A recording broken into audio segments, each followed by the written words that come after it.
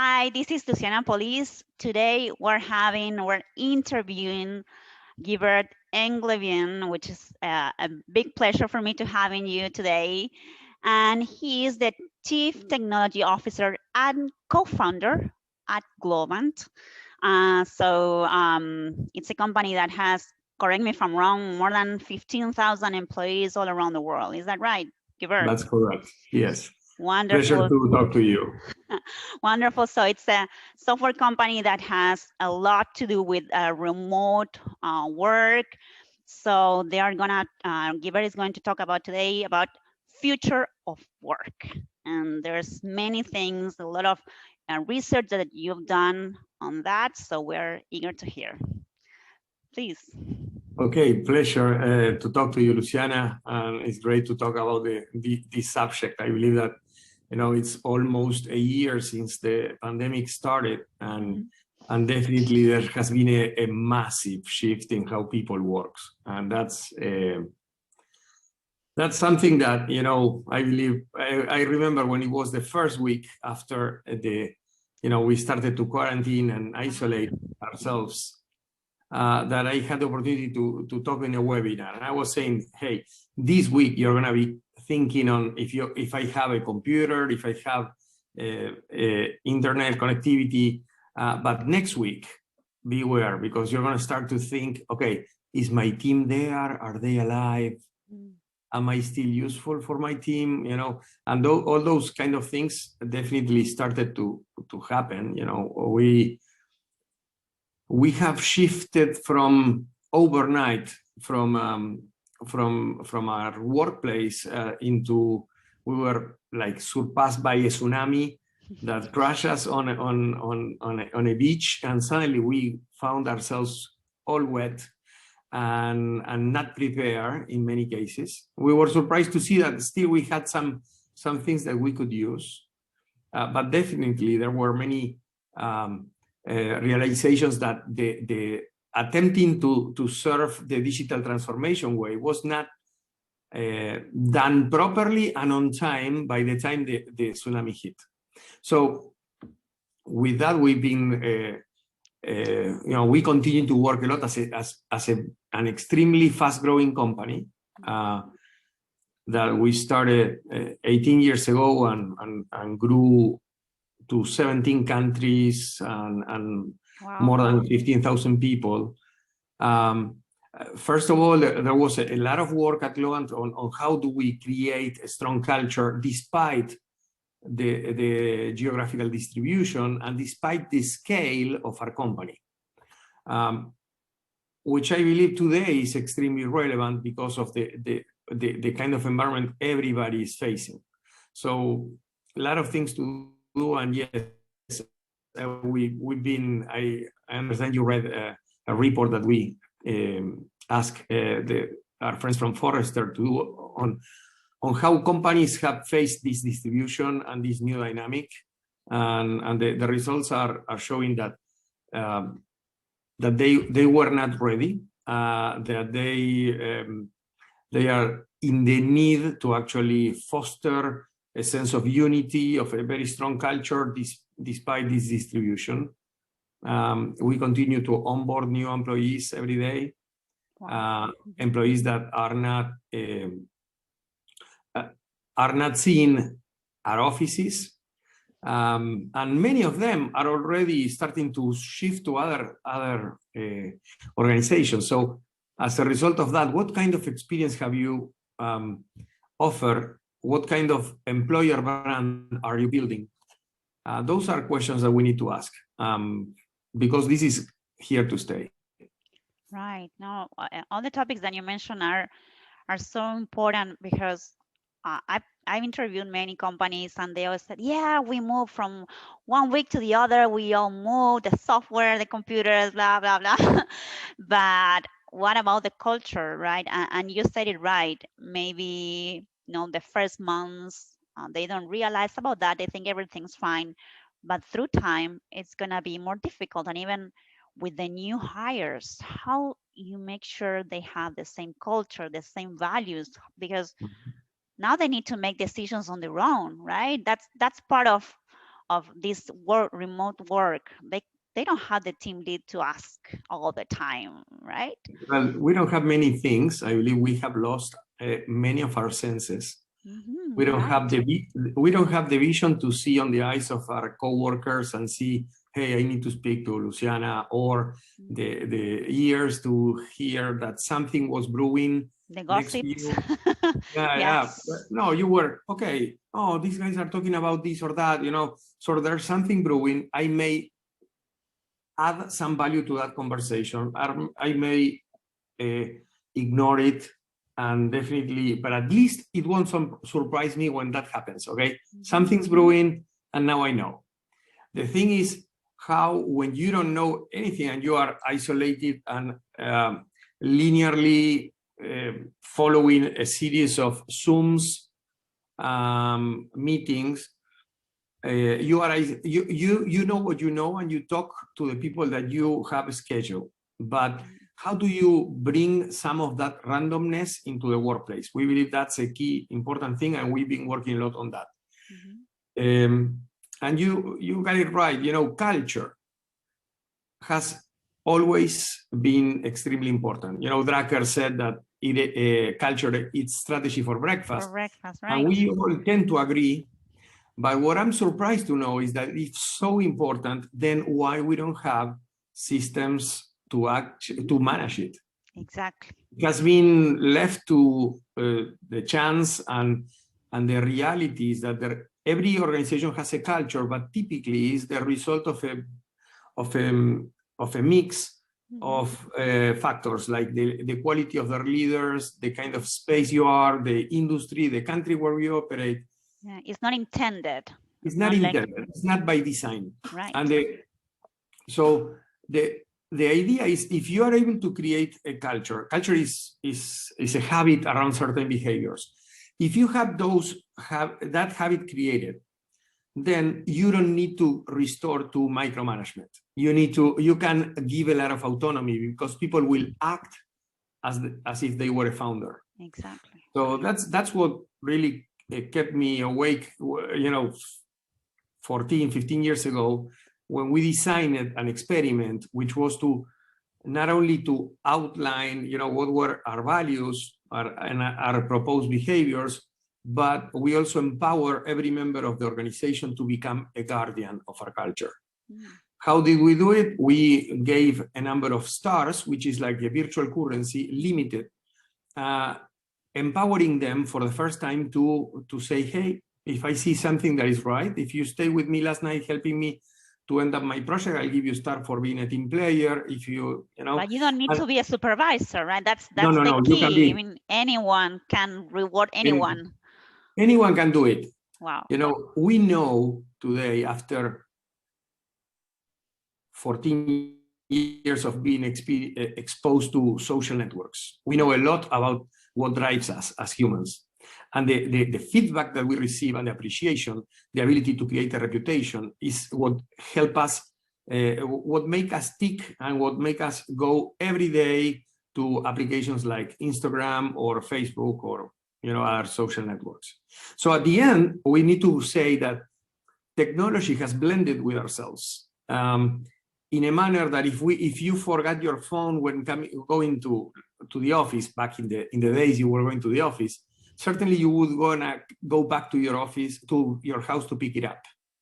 But by the time you reach your destination, the office, you see that every kind of solution that you have at the workplace has been focused on transactional data. So you have ERP, CRMs, communications tools, but you don't have something that mimics those emotional aspects that you get on those applications that we love so much in our private lives. So I believe that we felt there was a need to actually create something on the intersection, capturing emotions at the workplace and using those emotions to drive insights that can help us drive our day-to-day activities. So as I like to call it, is we are using technology to expand our humanity, right?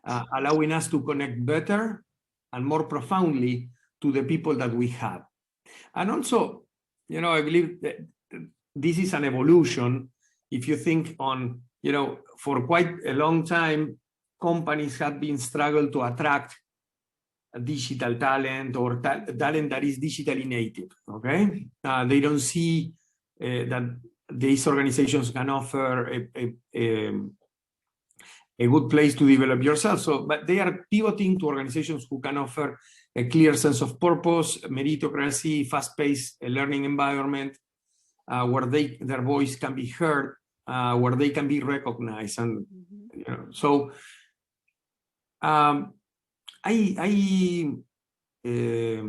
believe that this creating an environment that is focused on the employee is key, and that now we need to be obsessed with creating such an environment, and which is not only transactional, but it blends emotions.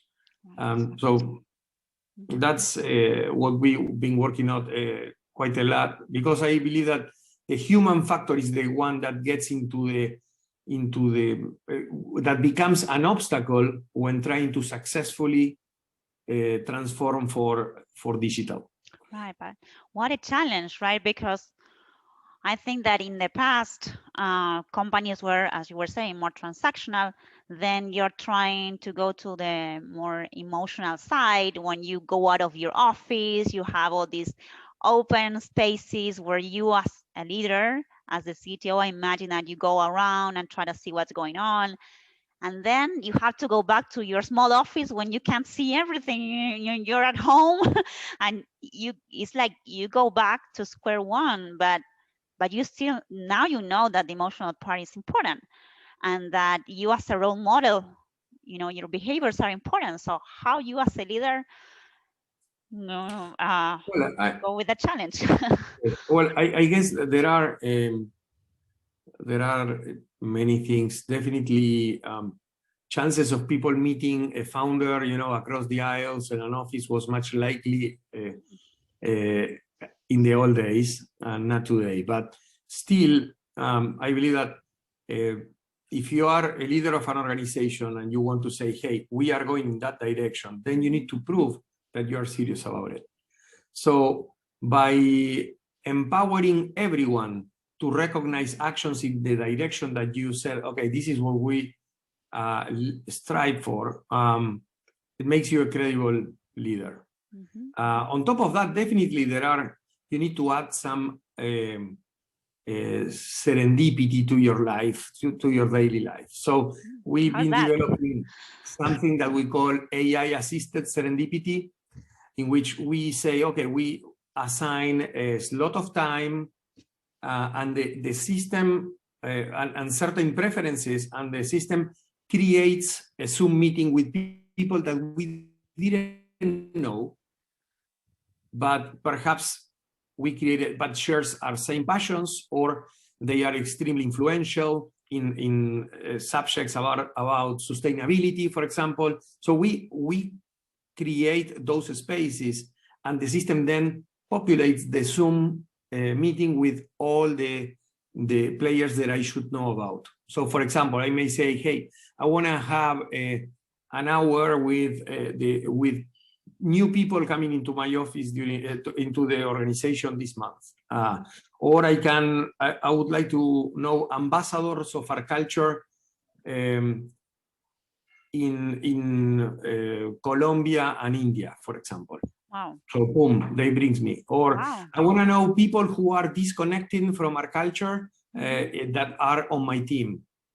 Or I want to know people who knows about this industry, or, So you can pick on people that are disconnected with the culture. That's interesting. Yeah, definitely. What we found was that these systems of engagement are important to actually understand that perhaps part of your team is disengaging, and as a result of that, we are able to predict attrition and also to suggest connections. That was,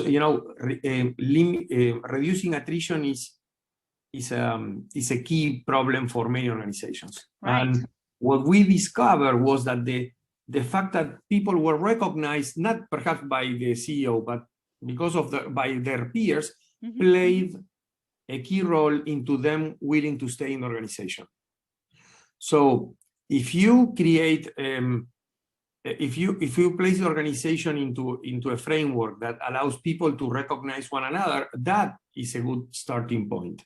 Mm-hmm. Then, if you have the ability to analyze with AI the certain interactions, you may solve problems that before you couldn't solve. For example, predicting attrition, suggesting you creating a more diverse and inclusive environment. For example, I believe that the people is obsessed with how many women you have on your board, and I don't believe that that's the question we need to ask.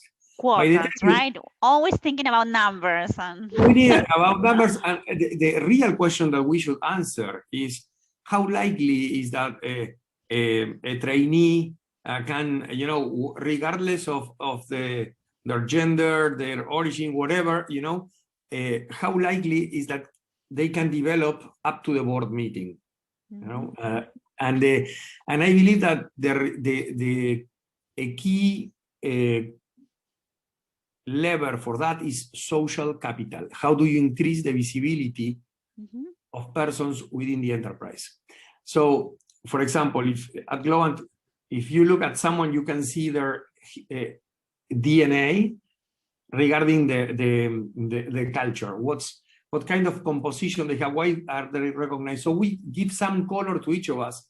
Wow. So we have a personality. We have the ability to show each of us who we are, and that creates a good environment where people will remember, hey, I remember Luciana, I met her here or there. So we are able to break that everything is in Start Me Up in the system. Wow. Yeah, we use that for not only for understanding who's who and giving some color to the value that everyone brings to the organization, but we see that after giving that color, you are able to remember and to connect better to more people. If you think about, the problem we have today is that we are living out of the stock of relations that we were able to build during the time at the workplace. So I was talking to my team yesterday, and I said, hey, I haven't seen yourself. I haven't had a beer with you in a year. But still, it feels like, okay, we've been always. I don't believe that the relationship has gone bad because of that. Because we have certain level of trust that now we don't need to see each other. Right. The problem is not with the stock; is with the flow. How do we connect to customers that we still don't know? While according to our survey, still the vast majority of revenues were coming from in-person sales activities. The same thing. Yeah, the same things applies with a newcomer to the organization. How much opportunity you give to a newcomer to actually show what value they can bring and to understand the environment they are coming and getting excited about it. Build that stock of trust, right? When you don't even know them. You didn't even get that beer with them. Yes, that's correct. Wow. Yeah, that's amazing. So I was reading this report and was talking about the adaptive workforce. So what can you tell me more about that? Because that's a major term. Yes, there are many things that this pandemic is adapting. As I like, in pretty much every role, there are important skills that you need to develop in order to do it over the wire. Sales is an example. How do you train your salespeople to actually connect and establish a good connection with potential customers? How do you lead a team that is fully distributed? That's on top of the opportunity that today having a more flexible time management, and the reality is the vast majority of us has been training themselves through digital channels. So I believe that upskilling your workforce is key. It's not just that. We need to think profoundly on all our workforce, on the way we develop each of us, the way we give enough feedback so we can speed up our development is key. The feedback systems are an essential component of moving faster into your career. And also developing a flexible career path that will allow you to get all sorts of experiences and learnings, and then adding more color again to your career, because more color gives you more opportunities. So developing all those systems to propel the employee experience in a manner that makes the best for our teams in terms of development. I'm sure it will bring the best of the potential for the organization itself. Right. So this is for technical skills, but also for cultural fit too. How do you develop that if you want to be intended on specific culture? Well, I believe that, as I was saying, culture is around establishing a clear set of rules that they cannot be too many. People need to understand their objective. You need to give teams empowerment. You have seen it in agility. When the software industry found a solution to many projects that were failing, they did it by creating agile ways of development. The self-organizing teams, right? Yeah. Well, self-organizing, giving more visibility, relying more on frequent visibility than on a document with requirements. Right. So if you think about that, was getting more nimble and more autonomous became the solution for executing one software project. I believe that culture, a strong culture that everyone can understand and can be fostering in a distributed manner at scale, is key to make an adaptable organization that can thrive in the times we are living. And in changing times. Yeah. So at the end of the day, I believe that this year has been the year in which we finally signed our partnership with technology. And I believe that the future of organization lies in organizations that are hybrids, where technology can empower and expand the ability of humans to do their task. According to our survey, there are 88% of organizations are trying to automate a lot of tasks. Right. But I believe that that there's an opportunity into expanding that. For example, 5 years ago at Globant, we made a significant step, which was to train 100% of our workforce to understand what AI meant, what were the different types of AIs that you could apply, what kind of problems you could solve, with the aim that people in every corner of the organization would identify different opportunities to apply AI in their daily work. Fast forward 5 years, and today we are using AI to code better and to code faster. So developers are being assisted by an AI in a time in which you don't have someone next to you to continuously ask for questions or to get mentoring. We use AI to recruit better, comparing our candidates with with previous interviews and the data that we have on how our candidates perform at the end of the day after being recruited. We use it to design better, to share knowledge better, to identify that someone was on different parts of the organization working on the same thing. So the potential is enormous. So this is not about replacing people, right? Because throughout the history, people are always scared that robots are gonna take Well, our jobs, and we will need less people to work in the offices. And really, they are it's like empowering them more, but they are not replacing them, right? We still need I, both I talents. guess there are there's definitely a change of era in terms of we are moving into a knowledge era in Totally. which the works there are companies who are thriving. We are growing very fast, and the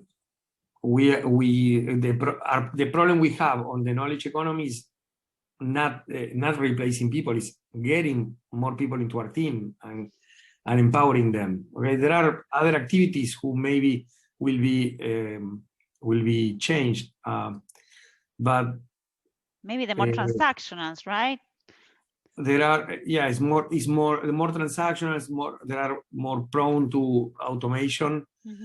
So I believe that companies should play a significant role into developing the people.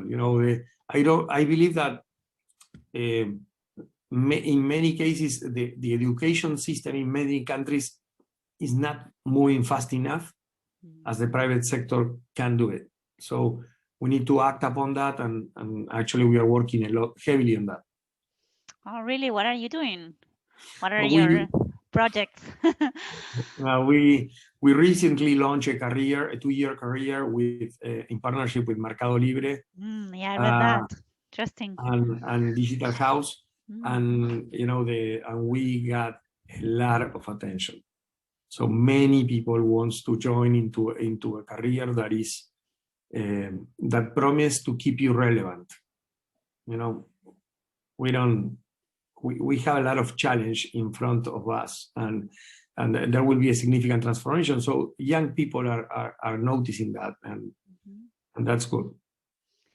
Wow, that's amazing. All this, how the future of work is moving, how all companies are moving, and you are in the right direction, right? Maybe you were all on all of these things before, and well, we all thought, well, it's just because it's a software company or an IT company, but now it's everyone needs to be into all these things. AI is not just for IT, but it's for everyone. Is that right? Yes, definitely.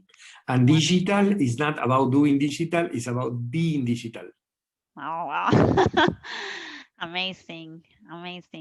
Well, thank you very much, Guibert. I don't know if there's anything else that you'd like to talk about, or any advice you'd like to leave us with, or I guess that the only thing that I would like to point out is that we need to take a look at the the readiness of our organizations, the fitness of our organizations in a broader manner, and understand that there is a human component that can make it or break it, and you need to take care about that. So it's something intentional. You have to really focus on that. It won't come easy, and it won't come like that. You just have to work on that. Yes. Amazing. Thank you very much, Guibert. It was Thank you very a much, pleasure. So thank you very much. And well, this was Luciana with Guibert Englebienne, CTO and founder of Globant. Thank you very much. Thank you. Bye-bye.